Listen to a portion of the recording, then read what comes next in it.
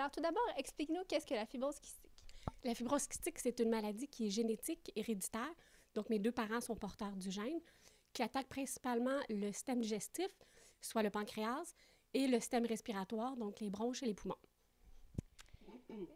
Combien de temps par jour prenez-vous pour les traitements et combien de médicaments sont nécessaires? La fibrose kystique, c'est une maladie qui est beaucoup du cas par cas. Donc, mon cas, c'est pas nécessairement le cas de tout le monde.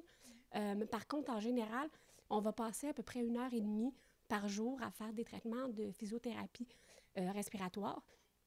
Sinon, on va prendre environ 15 000 pilules, donc 15 000 médicaments par année, ce qui équivaut à peu près à 18 litres d'eau remplie de médicaments. C'est ce qu'on va prendre annuellement. Parfait. Quelles sont les conséquences au quotidien de cette maladie? C'est sûr que les plus grandes conséquences quotidiennes vont être au niveau de la respiration. Donc, c'est sûr que plus jeune, tous les sports qui demandent beaucoup de souffle, c'était pas vraiment pour moi. Sinon, comme la maladie est dégénérative, plus on vieillit, plus les petites tâches deviennent de plus en plus difficiles, comme monter des marches ou simplement aller promener son chien. C'est tout le temps une bataille un peu quotidienne contre ses propres poumons. Expliquez-nous la réalité du marché du travail d'une personne atteinte de la fibrose kystique. C'est sûr que quand on a la fibrose kystique, on est dans l'obligation d'aller passer des journées fréquentes à l'hôpital. On est hospitalisé assez régulièrement aussi. Donc, c'est une réalité qui, avec le travail, qui est difficile parce qu'on doit se trouver des patrons qui sont excessivement compréhensifs de notre réalité.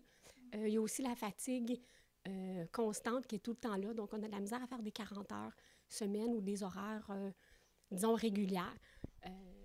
Puis, pensez-vous que l'espérance de vie va continuer d'augmenter avec les années? Absolument. C'est sûr qu'on a Fibrose Kystique Québec et Fibrose Kystique Canada, qui sont nos deux associations provinciales et canadiennes qui travaillent fort pour organiser des activités pour des levées de fonds, finalement pour ramasser des sous qui s'en vont directement à la recherche pour la fibrose kystique. On a aussi des activités qui sont organisées par des particuliers, donc des soirées de bowling, des tournois de golf, qui sont là également pour ramasser des sous pour la recherche, qui vont directement à essayer de, évidemment, trouver un remède miracle, mais aussi à travailler aussi pour ramasser ou pour trouver quelque chose qui va nous aider au quotidien. Donc, c'est bien beau de vivre vieux, mais avec quelle qualité de vie, ça, c'est une autre histoire. Donc, d'avoir une meilleure qualité de vie et de faire augmenter l'espérance de vie, mais comme tout le monde travaille très fort puis on se serre les coudes, il n'y a aucune raison pour laquelle l'espérance de vie n'augmenterait pas. Parfait. Bien, merci beaucoup. De rien.